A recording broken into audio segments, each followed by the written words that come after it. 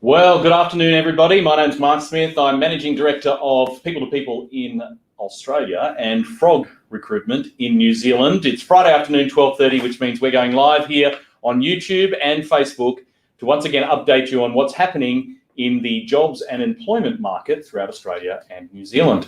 And I'm always talking about the weather. Today, brilliant, lovely outside here in Sydney. It's probably about 25 degrees, bright blue sky. It is, but there is a little bit of electricity in the air, a little bit of tension. That's probably for two reasons. The first one is there's a whole bunch of storms coming along. Jaden, I think there's even a picture that we've got of, yeah, look at that. That's heading our way this weekend. Apparently there's a big line of storms across Australia. This is not really the weather, is it? It's meant to be about jobs. But that's a whole bunch of storms coming through. And there's also another couple of storms as well. That's the AFL Grand Final this Saturday night. Yes, it's an all Melbourne affair. My Sydney Swans didn't do so well, but Richmond versus Geelong, I'm really torn. No, I'm not. I'm going for Richmond. That's what I'm going to do. I'm sorry, I'm just putting it out there, but I'm really excited by the fact that it's actually an all Melbourne grand final, despite the fact that it's actually based in Brisbane, or that they're holding the match in Brisbane. So, and look, a shout out to all the Victorians who are watching today with the lockdowns hopefully easing and the restrictions. Enjoy your public holiday today, and also enjoy the grand final on Saturday. And then on Sunday, we've got Melbourne in the NRL grand final as well. So Storm versus Penrith, and from Western Sydney. And once again, I'm going for Penrith. I'm sorry, Melbourne. I'm out on that one. But we've got Marissa from our Western Sydney office on the broadcast today. We'll see who she's supporting, but I'm definitely going for those Panthers. And it's been 17 years, I think, since they've won anything there. So a big weekend coming up. But what are we going to talk about today? Well, we're going to talk about our regular numbers, our numbers section. The Internet Vacancy Index was released by the ABS yesterday, so we'll take you through that. Won't spend too much time on that. We're also going to have a quick chat to Aalia from our Sydney team. And Aalia's got a new blog that's coming out on redundancy. So she's going to give us a little bit of, it's not been published yet, but she'll give us a heads up on the content of that blog that's coming through. Then we'll be talking to Marissa from our Parramatta team. She's got a couple of opportunities she'd like to discuss with us. And finally, we'll be talking with Remi, our marketing specialist, all the way from Auckland. And Remi has got a fabulous competition. You wait till you see some of these pictures. He'll tell us all about that in just a moment. So let's get into it, though. If you've got any comments, then please, we see them real time. Pop them in down below in Facebook and YouTube, and hopefully we'll be able to see them live and respond to your questions straight away. But first, let's get into our regular numbers section. And so this week, we'll actually be talking about the Internet Vacancy Index that was released just a few days ago. I think it was on Thursday. Well, actually, yes, it was yesterday that the ABS actually pushed out these numbers. And it's actually good news to see the increase in the amount of vacancies listed, and that they've got a sequence of different job boards that they use for this. Jaden, do you want to pop up the numbers there? So you can see this is all the way from 2006 to now. You can see obviously the dramatic decline in April and the steady rise out since then, which is really good news. The orange line is the trend, and you can see that. I think what's really interesting here is that pre-GFC, the numbers of vacancies listed were remarkably higher than any time subsequent. So we had the GFC, we came back to 2011, then the collapse of the mining boom, and then a steady rise up into 2018. What it doesn't really reflect is it's only part of the equation or the story when you're talking about employment and jobs, because the market in 2018 was the strongest that I've seen in a very, very long time, and yet it's not reflected in these statistics. So having said that, you can see that we are down 12% year on year, but up 6% month on month. So there's only a 12% difference between this time last year and September of 2020. Look, what about the state breakdown? Jaden, do you want to just prop that up for us? So what I think is remarkable with this breakdown, and I'll draw you to the change over the year, the percentage change year on year for South Australia, Western Australia, Tasmania, and the Northern Territory. South Australia is up 12.7% year on year. So we're much better than this time last year. 16% for Western Australia, 16% for the Northern Territory, and Tasmania is about the same. Where the pain is in terms of the Internet Vacancy Index, and remember, it's only part of the story, is clearly Victoria. We know why. New South Wales down 11%, Queensland down 2%, and ACT down 15%. But I think this is actually a good news story. The Internet Vacancy Index is suggesting that we are only 12% down from where we were this time last year. It would suggest that the market is on a little bit of a turn, but my experience is, or our lived experience day to day, is that we are still quite a long way from where we were this time last year. And some of the stats from SEEK, which I'll show next week, will show you just on a discipline basis. An example would be that in New South Wales, we are down 35% in terms of the number of vacancies or ads listed for admin and business support, for example, year on year. Okay, that's it for the numbers. Let's move on. Let's now have a quick chat to Aalia from our Sydney team. And Aalia has just released, or she's about to release, a blog on a particular part of the situation that a lot of people who are possibly watching this broadcast today are in, and that's redundancies. G'day, Aalia, how are you? Hi, thank you. I'm good, and yourself? I'm really good. I'm looking forward to the weekend, despite the storms that are coming, because well, maybe not the Melbourne storm. I don't know yet. So, are you a football fan, Aalia? No. No, you're not. Okay, No. let's run. I wish I could be, but I'm not going to lie. No, I'm not. All right, well, tell us about this blog that you've got coming up. Yeah, so this blog in regards to redundancies takes a look at two perspectives. So one coming from a company's perspective, but also a candidate's perspective. So if you do find yourself in the market because of a redundancy. So a couple of points essentially in regards to the blog is, as a candidate who is in the market, just being made redundant, it's important to become flexible in your searches. So upskilling as well in terms of areas where you can gain more skill and learn and grow for other areas in an organization. In terms of, I guess, having your stance out there, it's important to get on socials. So LinkedIn, Twitter, predominantly LinkedIn, where you're able to connect with hiring managers, build a network. So my focus in regards to the blog is areas like that. Okay, good. So if somebody's watching here and they're made redundant, so they may not be feeling good about how the job market is at the moment, what would be a key takeaway, do you reckon, that they would take away from the blog? I think a good element to look at is temp and contract work in the market at the moment. Somewhere where you can get into an organisation. It could be short term or it could be about 6 months in regards to contract work. Gain and upskill yourself in that organisation. It might be a completely different industry to what you're used to, but gain and build your skills to get yourself into another permanent role if that is your goal.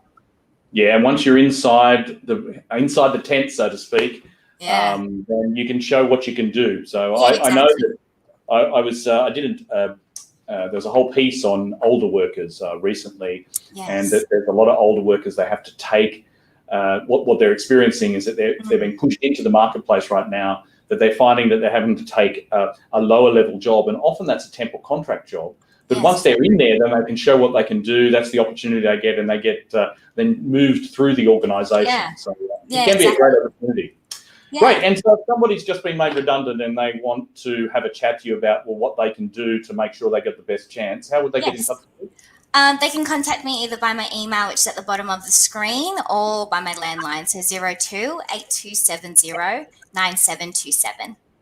Fabulous. Fantastic. Thanks, Aalia. Now, I know you live in Western Sydney, so I'm pretty sure you're going to go for Penrith. I know you are. Yes, why not? Definitely. Let's just put me down for Penrith. Okay, well, run with me on that one. Rightio, thanks very much for that. So now let's go to Marissa from our Parramatta team, and she is I don't know if she's actually in our Parramatta office today, but I know she's very much part of Western Sydney, and she has an opportunity that she'd like to talk to us about this week. So, g'day, Marissa. How are you? I'm good, thanks, Mark. How are you? I'm very well now. Are you a football fan? I definitely am. Oh. So, I've got a good. Who's your team then? Who are you going for this week? My team is Parramatta. I've been a Para fan since I was a little girl, but I'm obviously going to rep Western Sydney this weekend, so Penrith all the way. Fabulous, fantastic. We're both shouting out there for sure. Okay, so you've got a particular job or that you'd like to talk to us about, and we've actually talked about this one before. We have. So we actually have two opportunities at the moment within the same organisation, and I've spoken about the roles before. The hardest thing that we found since we started recruiting for this position is actually finding a candidate with the right culture fit. The main things about this position that I've been looking for mainly are the skills that the candidate brings to the form, but also the client is looking for someone who's going to fit within the overall culture of the business. So the main responsibilities for this role is a trade support administrator position, but this will eventually move into a more client-facing position, so they become an entry-level or a junior trader, as per the jargon of the industry. What they do on a day-to-day basis at the very beginning is very much admin-based. So they'll do the contracts for the trading managers. They'll also speak with clients in terms of ETAs and stock availabilities. But then eventually, they spend a couple of years in this admin role. They'll eventually move to a junior trader position, and that means essentially they'll be client-facing. So they'll speak to the What is the industry? What is the industry that they're working in? It's in coffee trading, so FMCG. Right. Okay. Fabulous. All right. And isn't it funny that so many people think that the easiest part about recruiting is, you just match the skills, but actually the most complicated part is making sure that the right person fits in the organisation. Exactly. I think the way I used to describe it to my clients was that it's a little bit like a competency iceberg, and so above the water is the skills that are representative for the particular job, but really. The recruitment part that's difficult is the competencies, or what most people call culture fit. Underneath the water is your behaviours, your attitudes, what makes up a person other than the actual skills that they have. So exactly. I'm not surprised that we're still talking about this one. So if I can see that we've got the link to the job in the comments there, but if somebody wanted to talk to you more about that culture fit, how would they get in touch with you? So my details are below. So my email, marissa.verud@people2people.com. And if you wanted a confidential discussion, just my landline 0282709735. Fabulous. Fantastic. Well, thanks again, Marissa, and go those, what are they called? Brown soldiers or something? I don't know. It's I'm probably showing my age there a little bit when Penrith used to wear jerseys. Go the riff, Mark Smith. Yeah. That's what it is. Fantastic. All right. Thanks, Marissa. So now let's move on, and we've got something special for us today, and we're going to have a quick chat to Remi Marcelin from our Auckland team. He's actually part of the marketing team at People to People, and we have got a magic competition running in New Zealand at the moment. So, Remi, tell us about it. What is it? What am I talking about? All right, so it's called New Zealand Top Office Dog. So what happened is 5 years ago, so Frog Recruitment, which is the New Zealand branch of People to People, we found out that some research has shown that allowing dogs in the workplace was actually helping to improve mental health, increase productivity, and reduce stress-related illnesses. So from this statement, we decided to start New Zealand Top Office Dog to celebrate our dogs in the office. So it's a really cute competition. So as Jayden is showing you, this is the main banner, but if he's showing all the pictures, we can see some of the contestants this year. So you have Lexi, which is a very cute office dog. These are current entries in the competition, yeah? Yeah, definitely. So what's happening right now is we are scouting in New Zealand for the next office dog, but also dog with a job.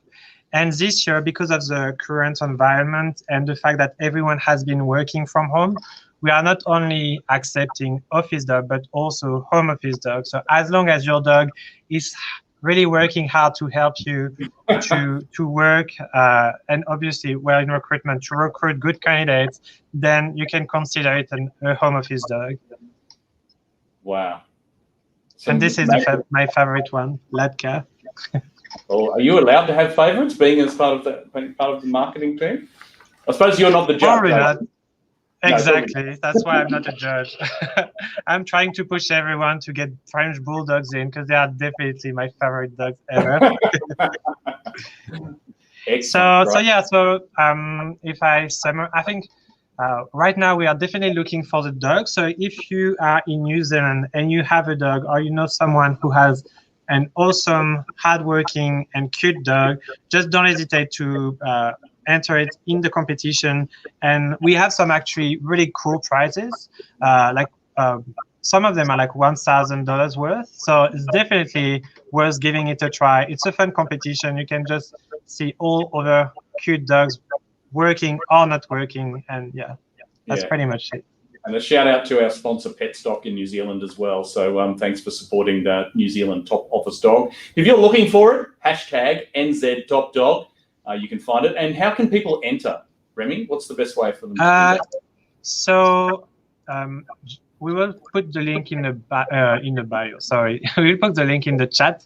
But it's very simple. So basically, we just ask them a couple of questions just to get to know their dogs and why, like what's their dog's secret talent, and then we'll just ask them to post a picture on Instagram with and tagging Frog Recruitment, Petstock, with the hashtag New Zealand Top Dog. Fabulous, fantastic. Look, at an absolute minimum, go to the frogrecruitment.co.nz website. You'll see there's a tab at the top of the page, and you'll be able to quickly see how to enter there as well.